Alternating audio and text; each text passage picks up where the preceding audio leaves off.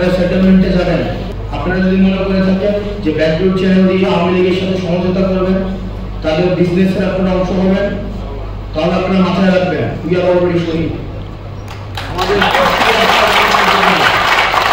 ইতিহাসে যে বিদ্যমান রাজনৈতিক দলগুলি এই কাজ করার কোন ধরনের গুরুত্বপূর্ণ চিন্তা করছেন, আপনারা এই বাবাদেরকে ভুলে যাবেন না, আপনারা আমাদেরকে ভুলে যাবেন না।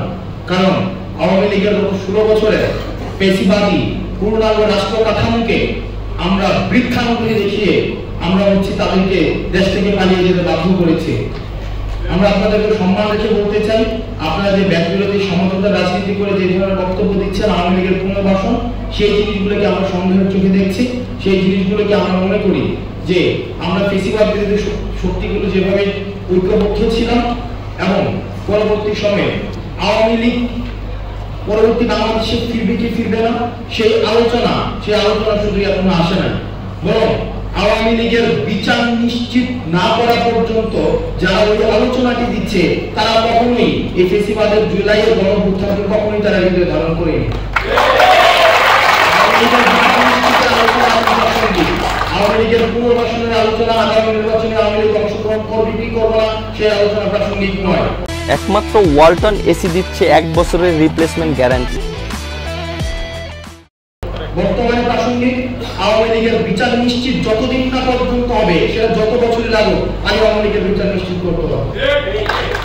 দ্বিতীয় যে জায়গাটি সে জায়গাটি হচ্ছে যে আসলে যে শহীদদের এবং আহত যারা হয়েছে সরকার পক্ষ থেকে তাদের পর্যাপ্ত ব্যবস্থা নেওয়া হয়েছে কিনা, যেন সরকারের কাজ করে এমন একজন রয়েছে, শহীদ ভাই রয়েছে। দেখেন আমরা বারবার বলছি সরকারের যে পদক্ষেপ এই জুলাই গণঅভ্যুত্থানের পরে তাদের যে প্রয়োজনীয় পদক্ষেপ তাদের পুনর্বাসনের জন্য, আর্থিকভাবে ফেসিলিটেট করার জন্য, তাদের চিকিৎসার জন্য যে ধরনের পদক্ষেপ নেওয়া উচিত ছিল সেটি প্রয়োজনের তুলনায় সেটি অবশ্যই যথাযথ ছিল না, সেটিকে আমরা অ্যাকনোলেজ করছি। কিন্তু একই সাথে এই সরকার তার জায়গা থেকে চেষ্টা করছেন এই পুরো প্রক্রিয়াটিকে ফেসিলিটেট করার জন্য। বৈষম্যবিরোধী ছাত্র আন্দোলন আমরা আমাদের জায়গা থেকে চেষ্টা করছি এবং জুলাই যে ফাউন্ডেশনটি হয়েছে, জুলাই ফাউন্ডেশনটি চেষ্টা করছে। দুঃখজনকভাবে একটা বিষয় কি, এই গভর্নমেন্টটা একটা বিপ্লবী সরকার হওয়ার কথা ছিল, রেভলিউশনারি স্পিরিট থাকার দরকার ছিল, কিন্তু কোনো না কোনোভাবে এই গভর্নমেন্টের মধ্যে কনস্টিটিউশনাল ব্যুরোক্রেসি এখানে পিনাফিট করে দেওয়া হয়েছে।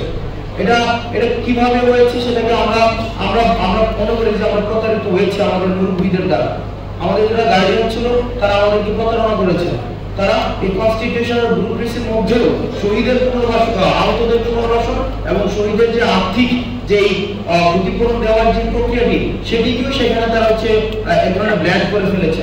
তো সেই জায়গা থেকে এখানে শফিক ভাই আছেন, আমরা বলবো যে যত দ্রুত সম্ভব এটাকে ফার্স্ট প্রায়োরিটি দিয়ে শহীদ পরিবার এবং আহতদের যে পুনর্বাসনের প্রক্রিয়াটি এটি দ্রুতগতিতে করতে হবে।